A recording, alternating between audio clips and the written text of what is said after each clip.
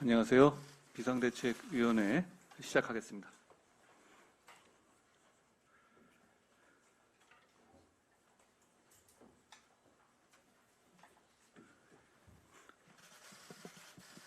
우리 국민의힘과 더불어민주당은 국민의 사랑과 선택을 놓고 경쟁하고 있습니다.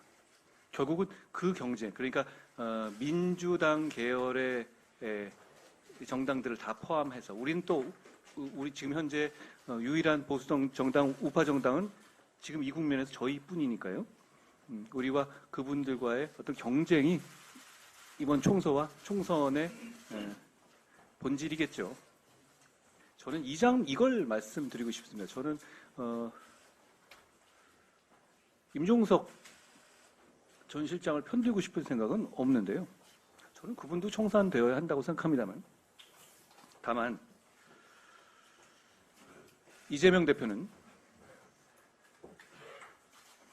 민주당 대표로서의 권한을 이용해서 자기의 정적인 임종석 후보를 무리하게 찍어내고 있습니다. 그건 결국 성공할 것 같고요. 저는 국민의힘의 대표로서의 권한을 이용해서 원희룡 후보의 선거운동을 적극적으로 지원하고 있습니다. 과연 민주당과 국민의힘 누가 국민만 바라보고 국민의 선택과 사랑을 받기 위해서 절실하게 뛰고 있는지를 국민들께서 알아봐 주시기를 바랍니다.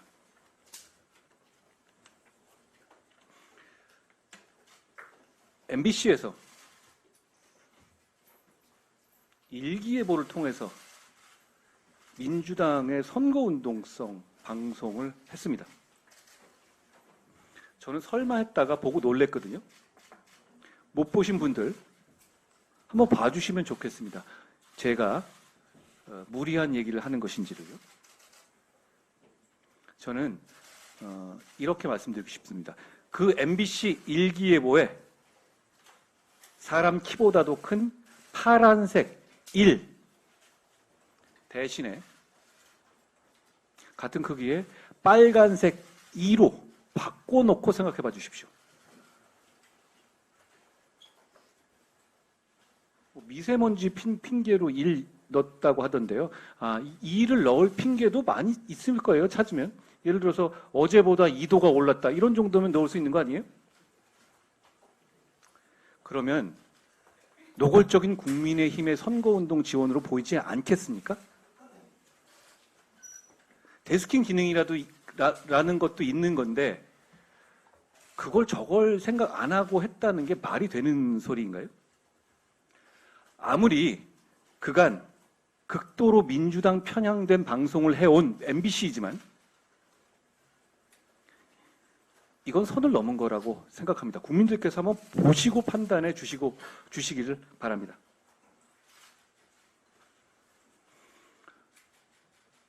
우리 국민의힘의 공천에 대해서 여러 가지 강면에서 이리저리 분석하는 보도들이 많이 나오고 있습니다. 대표적인 건 이런 거죠. 한 그제 정도인가요? 엊그제 정도의 언론엔 대부분 이렇게 나왔습니다. 용산 참모들 공천에서 고전한다. 이게 언론의 주된 톤이었습니다. 그리고 어제 오늘을 보면 용산 참모 불패 이렇게 나오더라고요. 뭐가 맞는 겁니까? 제가 정답을 알려드리겠습니다. 이 둘 다 사실이 아닙니다. 왜냐하면 우리의 공천은 그걸 고려하고 있는 공천이 아니기 때문입니다. 이재명 민주당의 공천처럼 누구 찍어내고 누구 밀어넣기 위한 공천이 아니기 때문입니다. 그러니까 언론에서 하루는 고전이고 하루는 불패라고 이렇게 분석하실 정도면 저희의 시스템 공천이 정말 시스템대로 움직이고 있다는 걸 보여주는 것 아닙니까? 그걸 지키는 것이 대단히 어렵다는 것을 제가 이 비대위원장을 하면서 체감합니다.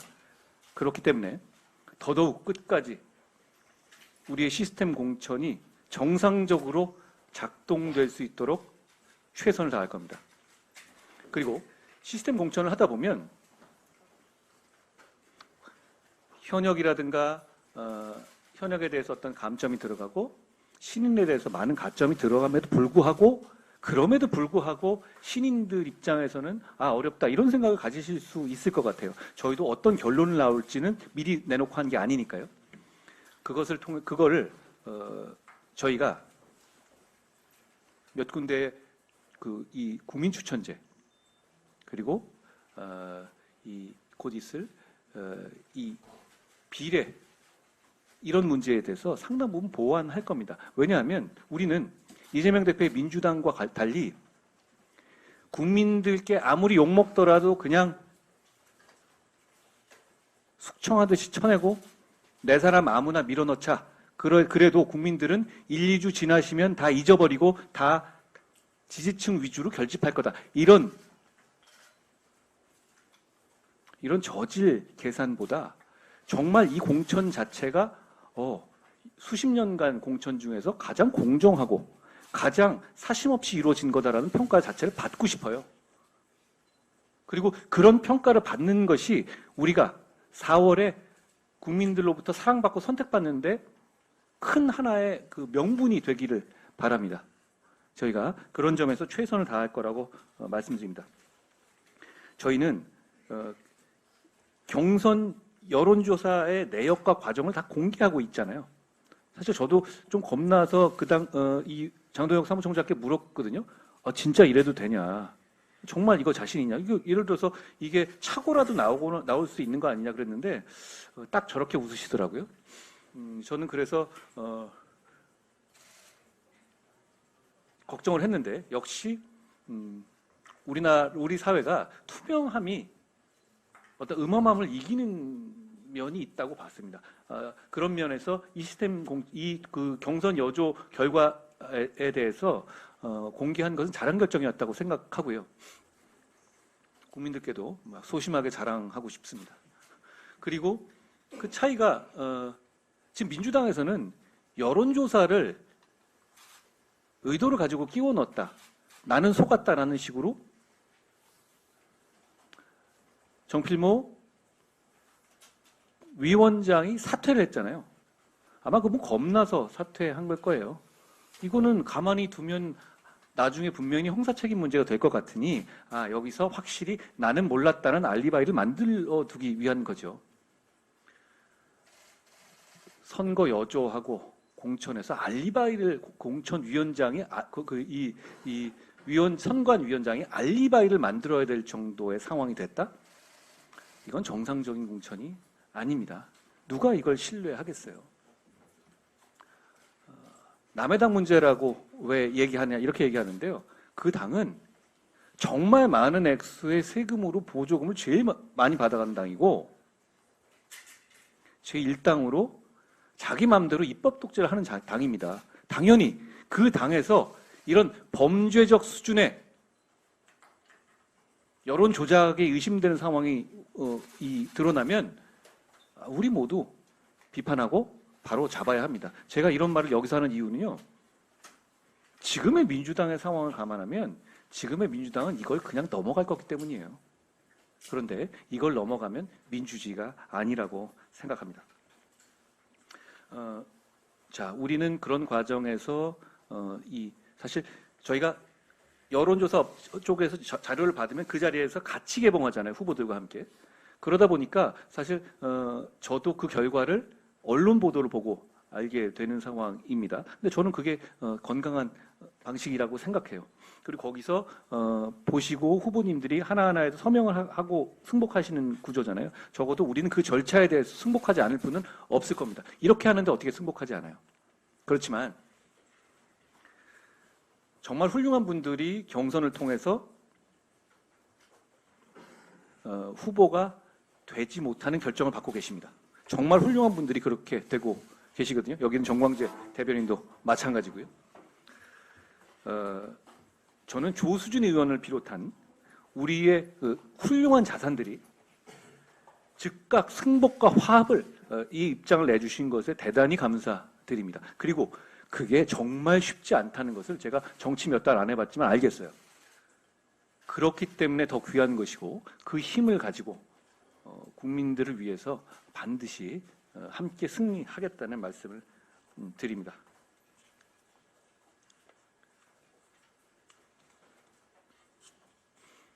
그리고 민주당에 대해서 이런 얘기는 좀 드리고 싶더라고요. 제가 아까 약간 헷갈렸는데요. 정필모 의원, 그분은 선관위원장이라면서요. 임혁백 교수는요? 공천관리위원장? 그러면 안규백 의원은요? 전략공천위원장. 아니, 뭔 위원장이 이렇게 많아요? 실제로는 자기 혼자 탁탁 찍어가지고 쳐내고 박아놓고 있으면서. 위원장은 한 명이잖아요, 지금. 이재명 대표 혼자 다 하고 있는 공천에서 이렇게 위원장 감투가 많으면 좀 덜 창피합니까? 덜 음험해 보이나요? 저는 이 민주당의 공천 과정에 더 우리가 많은 관심을 기울여야 한다고 생각해요. 민주당만의 문제가 아니잖아요. 지금 절대 다수의 의석으로 오늘까지도 보면 원대님 말씀하시겠지만 무슨 그 쌍특검을 표결하는 이 많은 일 왔다 갔다 하잖아요. 그런데 왜 바꾸는지 이유 설명도 없어요. 당연하죠. 이유가 없으니까요. 그냥 기분 따라서. 그냥 우리가 이렇게 많은데 우리 마음대로 하는데 니들이 어쩔 건데 라고 하는 거잖아요. 그런데 민주당이 착각하는 게 있습니다. 민주당은 니들이 어쩔 건데 라고 우리 국민의힘을 향해서 말하는 줄 알겠지만요. 그 상대는 사실 국민입니다. 민주당은 국민들께 아니 당신들이 어쩔 건데 우리 이렇게 다수당 갖고 있으니까 우리 마음대로 할 거고 설명도 안 할 거야. 이런 정치를 하고 있지 않습니까? 이런 정치를 지금 이렇게 바라보고 있는 우리 국민의힘이 반성해야 된다고 생각합니다. 그리고 정말 더 결의를 가지고 정말 절실하고 그리고 정말 더 말실수하거나 고개 빳빳하게 쳐들지 말고 겸손한 자세로 절실하게 싸워서 반드시 이겨야 한다고 생각합니다. 오늘 제 말씀은 여기까지 하겠습니다.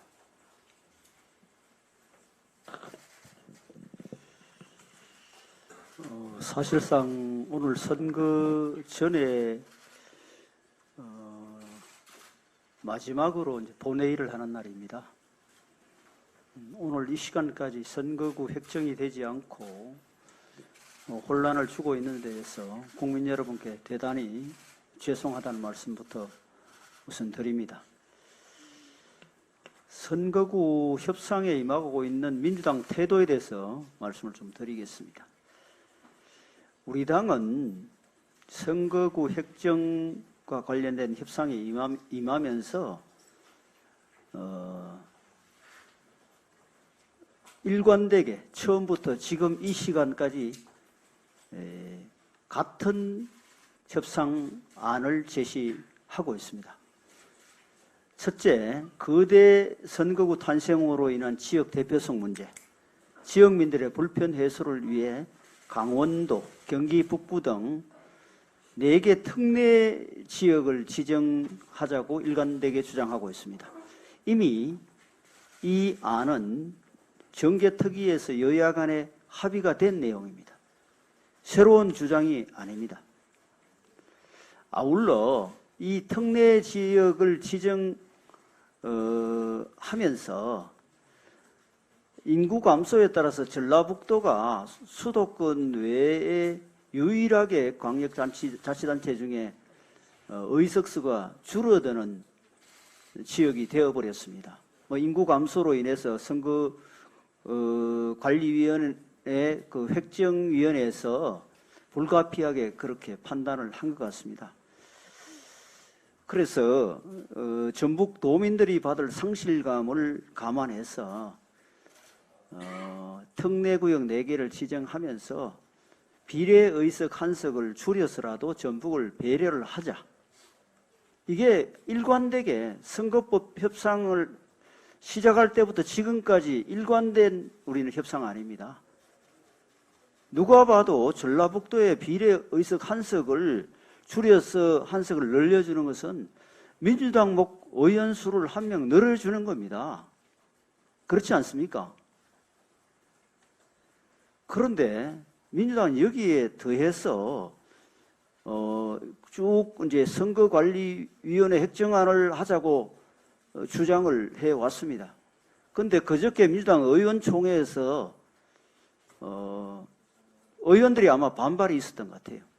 그래서 태도가 조금 변했어요. 변해가지고 우리 안을 봤대 부산의 남구를 지금 분구를 해서 뭐 인접의 서구 동구 이쪽에 조금 동을 이렇게 합쳐가지고 거기를 남구를 2개 선거구로 하자는 제안을 하고 있습니다. 이 안은 누가 봐도 자기 당 의원을 당선시키기 위한 소위 말해서 게르맨더링입니다. 이 조정은 행정구역이나 인구하고는 아무 상관없는 선거구 조정입니다.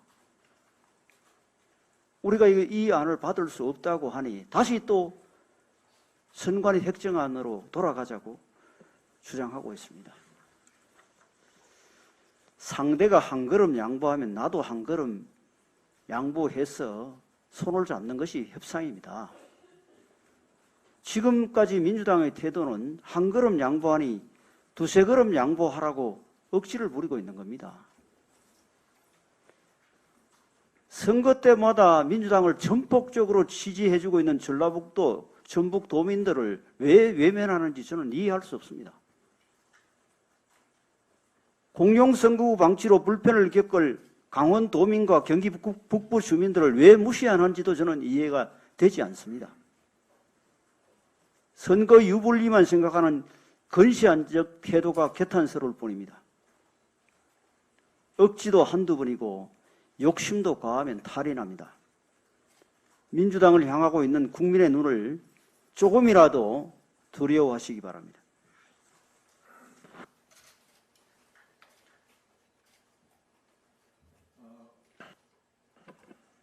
그제 국민의힘 공약개발본부에서는 국민택배 1호 사원 비대위원장과 기후환경 분야 인재들과 함께 기후미래택배 1호 공약을 배송해드렸습니다. 이에 대해 당시 현장에 참석한 기후환경 스타트업 종사자들이나 동료 시민들께서 우리 국민의힘의 기후위기 대응 공약에 대해 뜻밖이다, 예상하지 못했다, 진심으로 환영한다 등의 반응을 보여주셨습니다. 그동안 기성 정치권에서 이렇게 구체적이고도 심도 있게 기후위기에 대한 해법을 제시한 경우가 없다는 반증일 것입니다. 우리 국민의힘은 현재 우리 공동체가 직면한 문제뿐만 아니라 앞으로 대한민국을 살아갈 미래 세대를 위해 지금부터 준비하지 않으면 안 되는 정책을 제시하는 데 주력하겠습니다. 기후위기에 책임있게 대응하는 것 역시 마찬가지입니다. 총선을 앞두고 있어서 보여주기식으로 공약을 내는 게 아니라 말씀과 함께 실천할 수 있는 내용만 추려서 발표하겠습니다. 오늘 기후미래 택배 1호에 이어서 2호 공약도 발표합니다. 우리 2호 공약의 키워드도 책임있는 실천입니다. 그저께 말씀드린 기후미래 1호 공약이 기후위기에 효과적으로 대응하기 위한 국가 차원의 대응 전략 마련이었다면 오늘 10시에 배송할 기후미래 2호 공약은 동료 시민 한 분 한 분이 일상생활 속에서 탄소 배출을 줄여나감으로써 사회 구성원 모두가 기후위기에 대응하는 방안을 담고 있습니다. 기후위기는 분명 심각한 문제이고 국가 차원의 엄중한 대응이 필요한 사안이지만 지금 우리 모두가 나서지 않으면 안 되는 일이기도 합니다. 그 일에 정부 여당인 우리 국민의힘이 앞장서도록 하겠습니다. 기후미래택배 1호 공약과 관련해서 어제 한 언론 보도에서 올해 기후대응기금이 대폭 삭감됐다며 2027년까지 기후대응기금 5조 원으로 확대하겠다는 우리 국민의힘의 공약이 공수표에 그치는 것 아니냐는 지적을 하였습니다. 이에 대해서 간략하게 설명드리도록 하겠습니다. 배출권 수익이 감소하면서 올해 기후대응 기금 예산이 소폭 감소한 것은 사실입니다. 하지만 이는 배출권 수익 감소에 의한 것으로 향후 배출권 연계 금융상품 출시, 시정 안정화 제도 마련 등을 통해 배출권 가격을 안정화하고 제4차 배출권 거래제 기본계획상 유상 할당 비율을 상향해서 배출권 수입을 확대하겠다는 대안들을 공약에 분명히 담고 있습니다.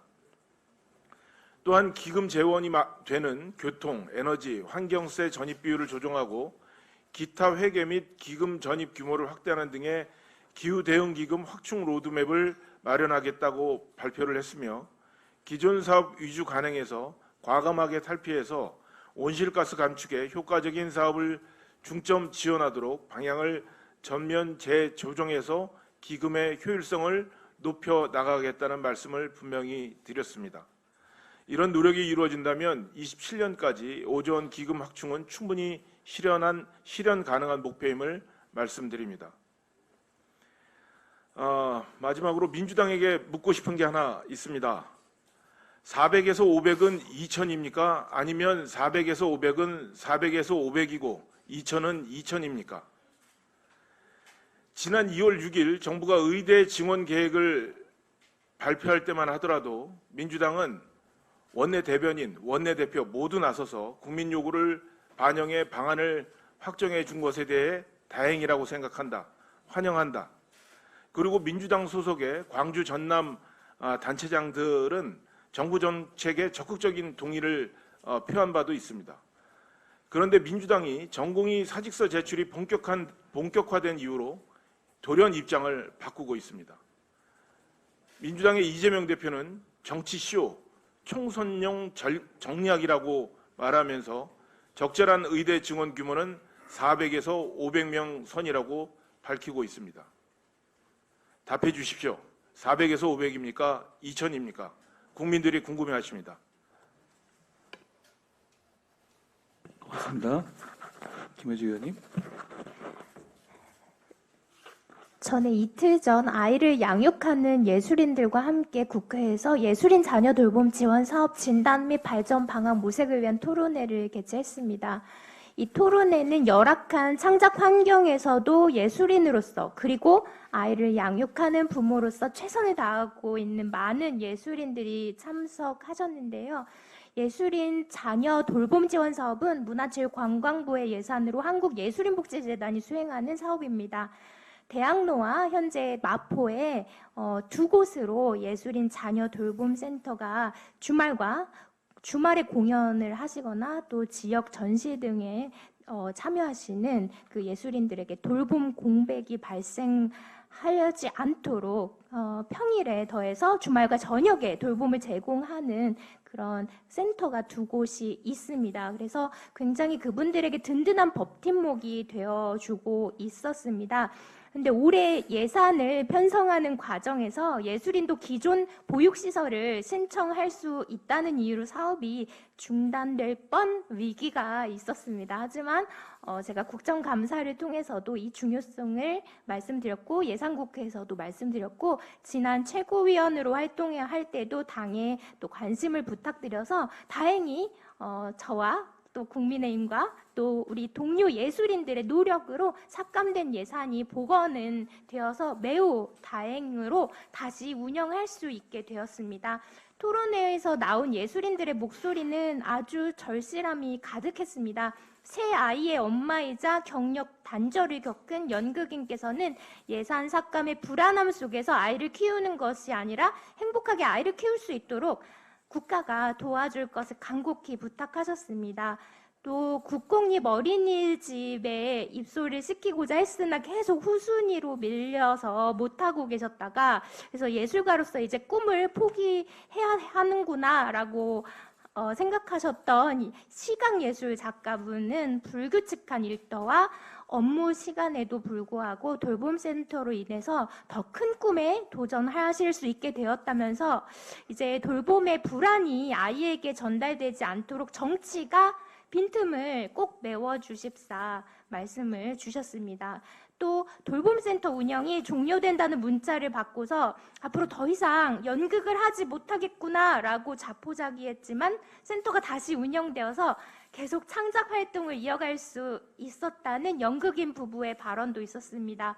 우리 국민의힘은 지난 1월 총선 1호 공약으로 가족 모두 행복을 제시하면서 출산휴가 의무화와 국가 육아기 유연 근무 그리고 가족 친화 중소기업 법인세 감면 등을 제시했습니다. 아울러서 2호 공약에도 아이 돌봄 서비스의 전면 확대와 지역 간 돌봄 격차 해소 등을 발표했습니다. 그리고 이러한 공약은 아이를 키우는 부모님들의 많은 호응을 이끌어냈습니다.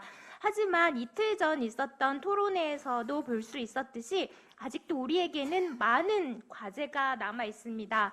저녁이나 주말 작업이 빈번한 예술인, 그리고 야간 근무가 필수인 군인, 간호사, 또 직장 내에 어린이집을 설치하기 어려운 매우 영세한 기업의 근로자 등 다양한 직역과 직군에서 그 특성에 맞는 돌봄을 필요로 하고 있습니다. 저와 국민의힘은 이미 작년 예산 심사를 통해서 말이 아닌 실천으로 보여드렸습니다. 앞으로도 정부 정책의 빈틈을 메우고 사각지대에서 어려움을 겪고 계시는 부모님들의 어려움을 해소하기 위해서, 그리고 격차를 해소하기 위해서 입법적, 정책적 대안을 제시하기에 최선을 다하겠습니다. 아이와 부모가 함께 성장하는 사회, 그리고 양육이 불안이 아닌 행복이 되는 사회, 국민의힘과 제가 만들어가겠습니다. 꼭 그런 사회를 같이 만들자는 말씀을 드립니다. 장서정 의원님. 네, 저 김예지 위원님과 오늘 좀 마음이 통한 것 같아요. 저도 돌봄에 관해서 말씀을 드리려고 했는데요. 사회적으로는 의대 증원이나 정치적으로는 공천 결과가 화제의 중심에 있지만 저는 오늘 스타트업이나 중소기업의 어려운 문제 해결에 대해서 말씀드리겠습니다. 일단 제가 언급하는 기업들은 중을 빼고 소기업을 대상으로 말씀드리는 거고요. 여기서 소기업이란 연매출이 약 30억 이하, 그리고 직원 규모가 20명에서 50명 사이 정도 되는 기업들을 저희는 소기업이라고 일컬 수 있습니다. 물론 업종마다 다르긴 합니다. 하지만 이런 기업들은 일단은 왜 이 기준으로 말씀드리자면 조직이라는 체계가 잡혀 있고 연매출이 어느 정도 나옴에도 불구하고 약 영업 이익을 내기에는 굉장히 빡빡한 기업들이기 때문에 복지나 육아 지원에 대해서는 언감생심인 경우가 굉장히 많습니다. 김예지 위원님이 언급하셨던 우리 당의 1, 2호 공약인 저출생만 보더라도 이것은 대기업만 사실 가능한 정책이다라는 피드백이 꽤 많이 있습니다. 소기업이나 자영업자는 있어도 사용하지 못한다는 우려가 더 많이 발생하고 있는 거죠. 저출생의 핵심은 부모가 되어도 나를 지킬 수 있는가, 내가 하고 싶은 일이나 할 수 있는 일을 계속 해나가면서 나의 삶도 아이와 함께 성장할 수 있는 환경을 만드는 것이 저는 핵심이라고 생각합니다. 결국 저출생 공약은 소기업, 소상공인과 대기업, 그리고 공공기관과의 업무 환경 격차를 줄이는데 저는 핵심이 있다고 바라보고 있고요. 연이어 보도되는 기업들의 육아 지원들은 굉장히 반가운 소식이기도 하지만 금액 지원이 어려운 중소기업에서는 사실 좀 씁쓸한 소식이기도 합니다. 중소기업의 문제에서 핵심 인재들, 즉 육아계에 있는 인재들이 이런 기사들을 보고 사실 그 소기업들을 이탈하고 안정적인 지원이 가능한 기업들로 이동하는 것도 현실이기 때문입니다. 금전적 지원이나 주거 지원은 분명 한계가 있지만 정책으로 해결할 수 있는 일들을 국민의힘이 나서서 하고자 합니다. 지방 의료나 필수 의료에 대해서 인센티브를 주는 필수 의료 패키지가 정책으로 마련되듯이 소기업은 유연근무제나 리모트 근무 등 필수로 그런 육아기 직원들이 근무할 수 있는 환경들을 취업 규칙에 기재하도록 하는 것, 그리고 휴직 시에 대체 근무자에 대한 지원 및 인센티브가 강화되는 것, 또한 소기업이 감히 만들 수 없는, 감이라는 표현은 적당하지 않은 것 같지만 만들 수 없는 어린이집 인프라 지원들을 공기관과 대기업을 중심으로 공유하는 것들, 이런 여러 가지 것들을 소기업들이 충분히 육아기 직원에게 환경을 제공할 수 있는 것들로 정책으로 마련할 수 있습니다. 결국 격차 해소의 문제를 해결하는 키워드는 상생과 협력이라고 생각합니다. 나 혼자 삶의 질이 좋아질 수 없습니다. 상생과 협력으로 중소기업이나 스타트업 생태계가 건강하게 성장할 수 있도록 정책으로 마련하고 이것들을 실천하는 국민의힘이 되겠습니다. 감사합니다. 한재화 의원님.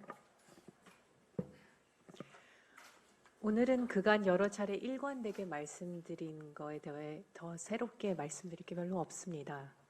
상황이 변한 것도 없고 오히려 더욱더 어려워지고 있기 때문입니다. 그렇더라도 대화의 노력을 지속해 주시기를 다시 한번 부탁드립니다. 이를 자꾸 강조하는 것은 한가로운 대화 이상주의 때문이 아닙니다.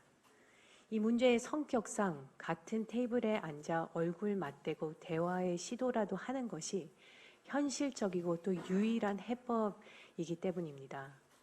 의료 서비스 분야의 갈등은 대화를 통하지 않고는 지속 가능한 해법 마련이 매우 어렵습니다. 오늘은 정부가 제시한 전공의 복귀 시한입니다. 의료인들은 즉시 환자 곁으로 돌아와야 합니다. 특히 중증 필수 의료 분야, 응급실, 중환자실은 지금 너무나도 시급합니다. 정부 역시 모든 의료인을 형사 처벌하는 방식보다는 질의하더라도 작은 접점이라도 확대해 나간 노력에 더욱 힘을 실어주시기를 부탁드립니다. 어제 저녁 주위에 계신 한 분이 항암 치료가 시급한데 입원조차 못하고 있다는 소식을 들었습니다. 오늘 치료를 못 받는 환자는 내 부모이고 내 형제이고 내 이웃이고 내 동료입니다.